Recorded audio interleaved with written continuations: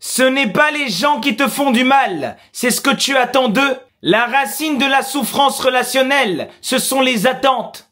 Vous avez tendance à miser sur les gens pour pleurer après, mais personne t'a envoyé.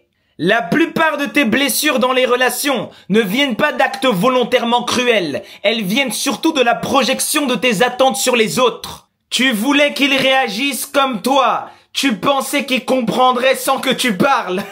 Tu espérais qu'ils soient à la hauteur de ton scénario intérieur, mais c'est égoïste. Et dès que la réalité ne colle pas à ton scénario, tu cries à la trahison. Mais c'est pas de la trahison, c'est la vie. Chaque personne que tu rencontres agit depuis ses blessures, ses limites, son état de conscience. Même toi, tu as déjà blessé sans le vouloir, par la maladresse, par un manque de présence, par un manque de compréhension. Il faut apprendre à analyser la situation, au-delà de son ego, au-delà des formes, au-delà de toute manipulation émotionnelle. Mon ami, tu souffres de tes projections, tu souffres de ce que tu attends que les gens fassent pour toi. Tes attentes créent un poids que personne ne voudra porter à ta place. Plus tu attends, plus tu es condamné à finir déçu. Le problème, ce n'est pas ce que les gens sont, c'est ce que tu voulais qu'ils soient dans ta vie. Apprenez à lire les signes de la nature, les signes de l'univers, qui vous montrent ce que vous devez changer en vous-même.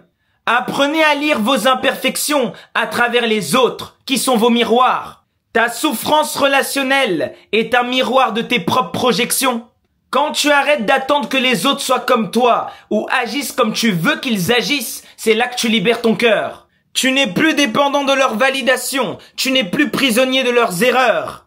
Tu comprends les limites de chacun, les différents états de conscience, et tu arrêtes d'attendre que les gens te donnent ce qu'ils ne sont même pas capables de te donner.